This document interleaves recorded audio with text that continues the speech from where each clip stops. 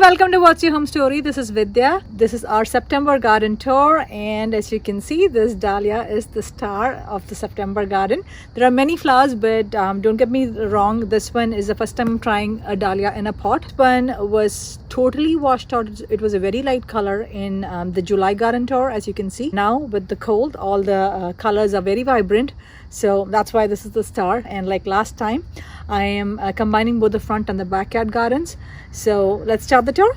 Today is September 1st and the grocery store mini rose is still going strong, as you can see. The Mole jasmine is also doing really well. This is the small plant that I got from my friend. The jasmine omnididium, another friend gave me this, and that's also doing great. The catmins on both sides of the Lady of Shalott are also going strong, but as you can see, the Lady of Shalott is not faring well. There is a ton of rose softfly larvae, and it has been a couple of weeks that I sprayed anything on it, and this is what happens when I'm not staying on top of the spraying for insects.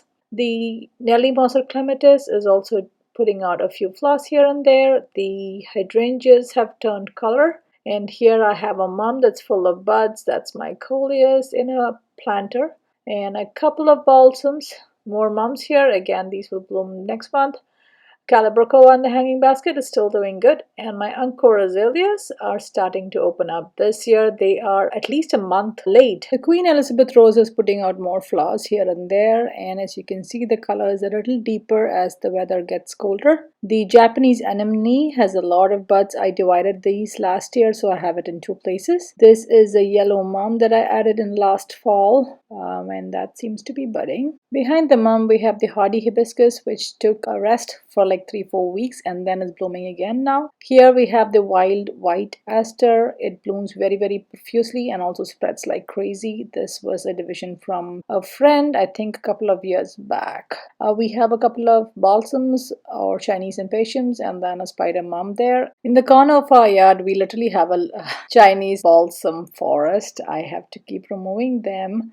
Otherwise, they'll self-seed like crazy. And again, as you can see, the hibiscus is in its full glory. This is a sedum. I don't know the particular varieties type. I think I got it on clearance last fall in Walmart for, I want to say $2, I think. It's a huge pollinator attractor. The alyssum that I started from winter sowing is also doing good. And here the red hot pockers are on round 2. The Old Mexico zinnias and bachelor buttons, they are going strong as well. These are the regular zinnias. Again, I started from seeds that I saved from a couple of years back. The goras are blooming as well, and as I said, the Old Mexico zinnias are the biggest bang for my buck, I think, from whatever I started from seed this year. There is another mum. I think it's a magenta color. As you can see, there's a close-up of the gora flower. More zinnias and Verbena boreansis. Again, this is a small plant that a friend shared. Look how big it is. I think it self seeds, but I'm okay with it so far. But at this point, the garden is kind of looking a little neglected, which is the truth. And here again we have winter sown alyssum. This is a cosmos that I started from seed. I didn't realize it was a dwarf one. I planted it at the back of the bed, so lessons learned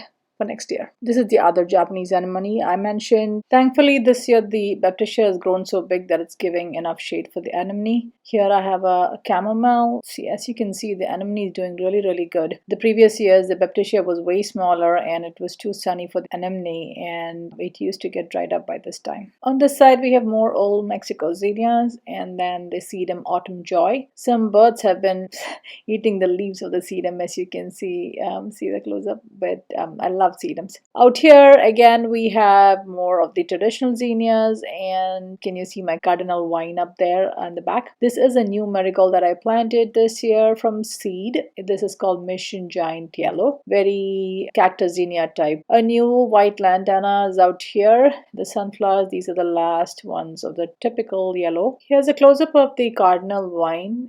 Over here we have a multi-layered aster. I planted this last year, but a couple of days after this video, a bunny entered our yard and completely finished off the aster. Here are Musabas hardy banana is doing really good. This is the red sunflower that I showed in the previous month's video. As you can see, there are a lot more blooms. We had a few rains, that's why it's all droopy and falling down. The best part of this is the different color variations on the petals, as you can see, as they age. Look at the difference. The centers also have these tiny yellow dots when the flowers open up and slowly they fade away. The color variations, as you can see, it gets darker as it ages. I'm definitely going to be growing these in the coming years. As I said, the name is Red Sun. The birdcage planter from the summer is still going strong with Calibrocoa. The Rebecca clematis is on round 2 as expected. The number of blooms in fall is way less than what it is in spring. This is a zinnia, I think, started from seed that I had in previous years. Don't know the name. This is a salmon color zinnia. Again, don't know the name. This is a phlox. It's blooming for the first time. Planted as a root from Costco, I think, a few years back. This sunflower, I forget the name. I know I said the name in the previous month's video, but I can't remember what it is. This is the red sun again. The flowers are smaller on this. Can you see the aster in the background? That's a purple aster that got some kind of a disease. Again, more red sun out here. These are pretty much done blooming. I'm getting the smaller flowers in the bottom branches right now. And this cardinal vine on this side is doing extremely well. I have a lot more blooms on this one when compared to the one in the back. Out in the front yard, we have the lantana that came back from last year for me. A couple of orange zinnias. The white salvia is blooming as well. This is my strawberry vanilla hydrangea. In August, we had a couple of days, weeks of hot weather, and I think the hydrangea kind of got burnt in the weather, so I don't have the color variations of the strawberry vanilla this year. The Abelia Canyon Creek is also going really strong. It's full of bees and butterflies throughout the day. The colors will start turning darker as soon as the cold weather sets in. Here the nasturtiums in the pot are blooming well. The lantana, this is a new addition, and coreopsis is again popping out lots of blooms. The Torrenia as well as the petunia is doing good. I love this lantana. I don't know the specific name of the variety. This is another lantana, and then of course the orange zinnia. Tag did not say the name of this. I think I got it either from Home Depot or Lowe's. As you can see, the front yard is, and it's totally relying on annuals for color. And the Torrenia and this yellow flower, I don't know the name of it, is also doing great. And look who's here. This is my Mexican primrose, pretty much my weed that keeps filling up this bed. The lilac has a very, very bad case of mildew. This is how it was in the spring, but as you can see, it looks pretty bad. I made the mistake of pruning these stems a couple of years back, and as you may know, lilacs don't bloom on old wood. So that spring I end up with 0 flowers. Not making that mistake again. The St. John's wort has grown really big in size. I think I need to prune it off this year. It is popping out a couple of flowers here and there. The roses are also pretty much done. Again, in the side yard I added 2 lavender bushes. Hopefully this is where I remove the roses with the rose rosette virus. The yellow knockout rose so far seems to be okay. As you can see, the buds start out as very nice yellow and then turn to white. Can you see the rose hips? It's that orange color base that you see. The butterfly bush is gone crazy, literally crazy. Look at the size.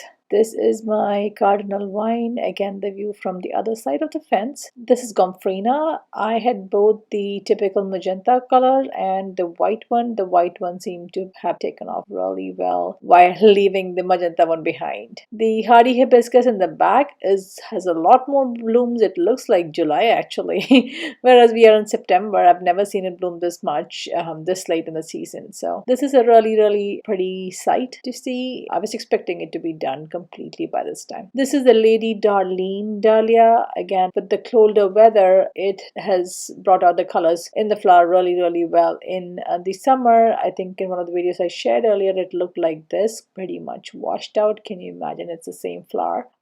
Yeah, look at the colors. This is another perennial phlox, again a root from Costco, blooming for the first time this year. I think it's a couple of years old. This is the view from the bench, and like I said, yeah, the garden needs a lot of cleanup. So that's on my to-do list, but we are almost at the end of the season, so I'm kind of giving up by now. But again, thanks to the zinnias, there is lots of pops of color in the bed, and the red hot focus, as you can see next to the camera, has gone wild. September 30th today, and look at the color variation on this strawberry vanilla hydrangea. We don't have the ombre effect that we usually get, but definitely the flowers are a deep more thanks to the cold temperatures we have had lately at night. At least something is better than nothing. Same thing with the Abelia Canyon Creek. As I said, the flowers have turned a deeper mauve shade.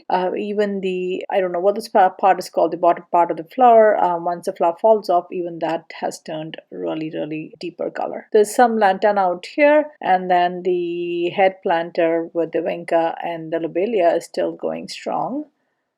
There is some alyssum that I started from seed in this planter, along with some Peruvian daffodils. These zinnias have taken off really well and are filling out beautifully. The colors range from a deep orange to a lighter orange. So hope you like the September garden tour. As I have said in many videos, we are in zone 6B. That means the garden is definitely on its way out for the year. I think I'll have one more video in October and we should be pretty much done by then. So maybe at the end of the year, I think I'll do a recap video, a quick one, so you can see how much the garden has progressed over the year. But it was really nice documenting the garden. I think this was my first time trying to document every month in a video. Hope this was helpful for you. If you haven't subscribed, please subscribe to the channel and also click the bell icon so you will be notified when I upload new videos. See you soon. Happy gardening.